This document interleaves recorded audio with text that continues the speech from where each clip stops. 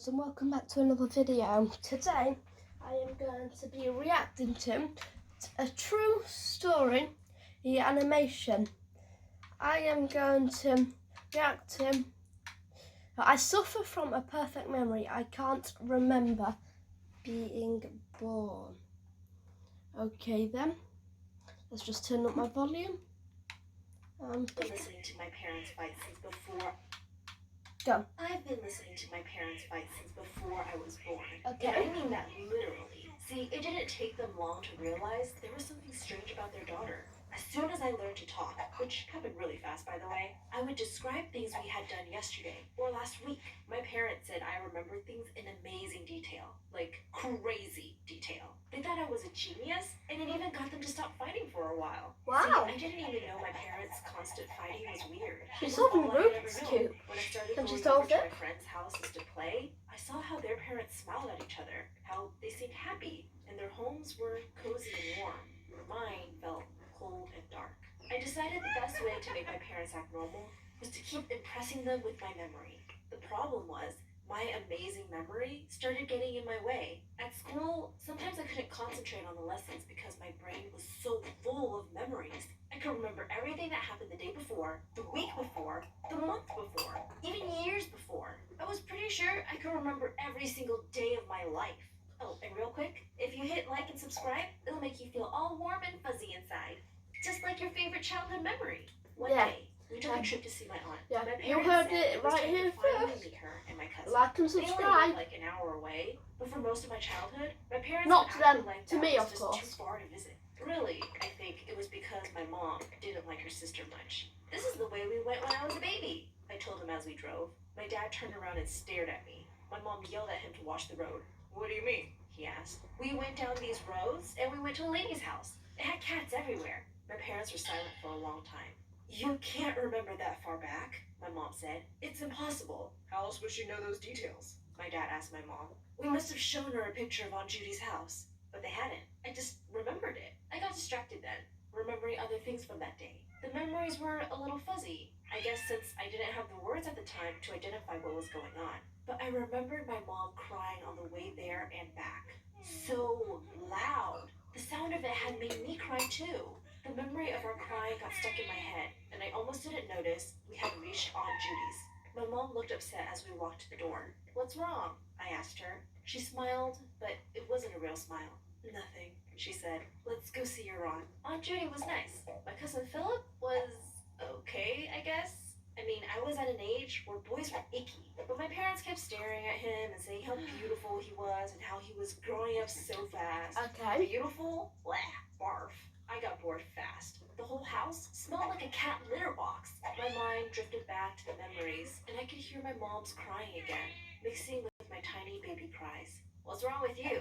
Philip asked. You just totally spaced out there. Whatever, I said. I'm bored. Let's go see the attic, he said. Finally, something exciting. He said we had to be really quiet because he wasn't allowed to go up there. The steps were very narrow and slippery. We snuck away from our parents, and I followed him to a long, dark staircase. We started going up, but I hesitated, feeling like I was in a horror movie, like the darkness would swallow me whole. I started crawling, but I couldn't see where I was putting my feet. I slipped and fell back down the stairs. There was a horrible pain in my leg, and I started to cry. My parents drove me to the hospital. I don't want to go to the hospital, I said through my tears. It's too bright there. You've never been to the hospital, my dad said. No, when we were there before, it was too bright and everything was cold. My dad looked very confused. I wasn't quite sure how to explain it. It was dark and warm, and then it was like opening a window during a snowstorm. Suddenly it was so white and I was cold, but then Mom was holding me. My mom turned to stare at me. Are you talking about when you were born? That must be it. I can remember that moment perfectly. When I moved from the warmth of my mom's belly out into the world. Yes! My mom turned white like a ghost. Don't you ever say that again, she said. Nobody remembers when they are born. Lying is wrong. I remember it, I insisted. Stop it right now, my mother shouted. I was hurt and scared, so I stopped talking. The hospital was bright, just like I remembered, but it wasn't that cold. Getting my broken leg put in a cast hurt. I wanted my mom to hold my hand, but I was afraid she was still angry with me. I mostly forgot about the incident for the next few weeks as I Choose your next adventure. Stupid adverts. Stupid advert. Struggled to adjust to life with a broken leg, but something had changed. Whenever I told my parents stuff I remembered, they told me I was wrong. No, my mom would say, you weren't wearing the pink dress. You were wearing a green dress that day. It was like they needed to prove to me my memory wasn't perfect. Stop lying, my mom started telling me. You have a serious problem. My dad seemed less angry about it, but he still took my mom's side. This went on for so long that I started questioning my own sanity. What if all my memories were really just stuff I'd made up? One day, my worst fears became reality. My parents said they were taking me to see a psychiatrist. They said I was a pathological liar and needed help. My parents had gone from thinking I was a genius The to parents thinking I seem to was psychiatrist, crazy. not I her. wanted to run away, but where would I go? So I went with them to the psychiatrist. He listened as my parents described how out of control my lying had gotten. I wanted to scream, to say none of this was true. The way he asked for my side of the story, I was afraid to go against my parents, so I just stayed silent. I had to keep seeing the psychiatrist. He put me on a medication that made me feel drowsy. It also messed with my perfect memory. I started doing badly in school, and worse, I started believing my parents. I was crazy. My memories were lies. What if I didn't get better, and I had to go to a mental institution? I didn't have any siblings to tell whether my childhood memories were real. My mom had always hated having a sister, and she had wanted an only child, so I was on my own. I became lonely and depressed. By the time I got into high school, I felt like a ghost. I was still on my medication. I was a bad student, and I didn't have any friends. But one morning, I forgot to take my pill. I had an amazing day at school. I could actually focus for once, and I impressed my teachers with all the stuff I memorized. My speech class, which I had been dreading, went so well. I felt like a new person up in front of the class giving my speech. I didn't need to use my note cards at all. Afterward, the teacher kept me after class. She said I should join the debate team, which traveled around competing with other schools in the state. She thought it would be good for me. I said, thinking about all the days my pills made me too tired to think, and about the lies my brain kept making up. What if I got up to debate at a competition, and everything out of my mouth was pure BS? I couldn't risk that. I have to go, I said. Then I ran home. But the teacher kept asking me every day, until finally I agreed to come to a debate club meeting. Before I went, I skipped my pills again. Maybe if I could just think clearly, I would be able to stop myself before I told a lie. I expected all the kids to think I was a weirdo loser, like everyone else in school did, but they actually seemed to like me. I did really well as part of the club, Nice. and I stopped taking my pills altogether. I couldn't tell my parents about my new hobby, so I said I was staying after school for tutoring. At my first match against another school, I felt ready to go out there and win. Until Good for you. I saw my opponent. It was my cousin Philip. I barely recognized him. I Phil? hadn't seen him since that night I broke my leg. We caught up before the match, and he was nice and fun to talk to. We even watched my story animated together on my phone. But when it was time to go on stage, we were all business. It was a tight match, and I could feel the adrenaline rush through me. I did well at first, but then my overactive memory started getting in the way. I would remember things Philip had said to me before the match, a certain way he smiled, and then suddenly I was remembering things from when we were kids. Focus, I told myself. You can't lose this. At the end, the judge declared me the winner. I was so excited. Where are you gonna put your ribbon? Phil asked me afterward. My good mood vanished. I wasn't going to be able to put my ribbon anywhere, because if my parents saw, I would be in huge trouble. I don't know. Got a I point. said. He noticed I was sad and said, it was a good match. Do you feel like going out for ice cream? We did, and we had such a fun evening together. He told me about his plans to study political science in college. I hadn't even thought about what I would do in college. What was a crazy lying freak like me going to do for a living? I can't believe how well you had your talking points memorized, he told me. That was really incredible. It had been so long since someone thought my memory was awesome, rather than a sign of mental illness. I realized I felt a strong connection with Philip, and I didn't want to go home. We agreed we would video chat online and help each other with our debate skills. Even though you're my rival, he said with a grin. We stayed in touch, and when we saw each other at another match, we spent the evening together again. We ended up talking about our crushes. He had a crush on the president of his school's Spanish club, and I had a crush on one of the baseball players at my school. I don't even know how to kiss, I said. I had like zero social life until now. He laughed. That's sad if your cousin is your social life. And even sadder that you don't know how to kiss. You can practice on me if you want. That's not very Gross, nice, is I it? said, even though I knew he was teasing. We're cousins. You should see your face. He was cracking up. You thought I was serious. No, I didn't. Would you do it if I dared you?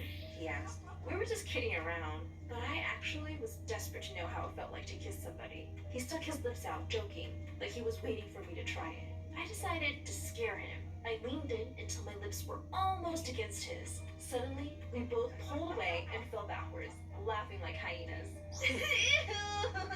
I said, spitting and rubbing my mouth. He did the same. It was weird though. I felt such a strange connection to him. Not like a crush exactly. He's a just friend, like we were not a meant friend. to He's be a friend. Even though it was pathetic that my cousin was my best friend, when I got home that night, I was walking on air until I saw my mom waiting for me. She held up my medication bottle and rattled the pills. Explain this. She sounded furious. You should be almost done with this bottle by now. We should be calling in for a refill. Why is the bottle full? I thought about making up an excuse, but she already thought I was a liar, so I just told the truth. I thought you were getting better, she shouted. But now your lies have reached a whole new level. We'll have to go back to the psychiatrist. Mom, no! I begged. I'm finally happy. I'm so much better when I'm not on the pills. I can think more clearly. The pills help you, she interrupted. They keep your condition under control. I can't believe you do this. Lying about your medication? If they help her, they should help You're not her. going back to that club. No. And you're not going to see Philip ever again. I started The pills crying. should really help the mom and Please. You actually can't be take a him away nice from me. person. I cried so hard I thought I was going to throw up. All the good things in my life were disappearing. My sobs brought back a memory from a long, long time ago. I was just a baby in my mother's arms, and I was crying as she took me away from Aunt Judy's house. Crying because I felt like my heart was breaking. My mom grabbed my arm, but then she looked at me and started crying too. She let me go. The sound of us both crying brought the memory back clearer than ever. We were in the car, driving away from Aunt Judy's, but this time I could see not just her and Dad in the front seats, but the empty seat beside me, where a second baby carrier had been just moments before. I gasped and stared at my mom. Philip was my brother. She was crying too hard to reply. I remember. We were born together. We were born in your arms. And then, stop! My mother screamed. You don't remember that. You can't. But I didn't stop. You drove us both to Aunt Judy's, but you only brought me home. You're a liar. No, I shouted back. I'm not. Suddenly, I heard my dad's voice. It's time to tell her. I looked at him and asked, tell me what? They told me how my mom had wanted an only child so badly. When they found out they were pregnant with twins, they made secret arrangements to give one of the babies to Aunt Judy, who couldn't have kids. The painful choice made my mom so depressed. She hadn't wanted to see Aunt Judy or Philip ever again. But finally, she couldn't resist. She had to see her other child, so we visited Aunt Judy. But after that night, her guilt got worse. She knew she had to do something to keep me from remembering the truth. I couldn't believe it. My mom's lies had ruined most of my life. But the way she looked at me after she told her story, I knew she'd been hurt too. We both had. I wasn't ready to forgive her yet, but she promised we'd have a meeting with Aunt Judy and Philip and figure out a way to repair our broken family. I realized then that she truly did love me, even if the weight of her terrible secret had kept her from showing it until now. Okay then, so that was her story. Nice. Yeah, so what did you think about this? Do you think it was actually true? Or do you think it was really fake? Anyway, if you enjoyed the video, make sure to leave a big fat like. If you really loved it, make sure to subscribe and turn post notifications on. And this has been Wig, and I'm out. See you later. Bye.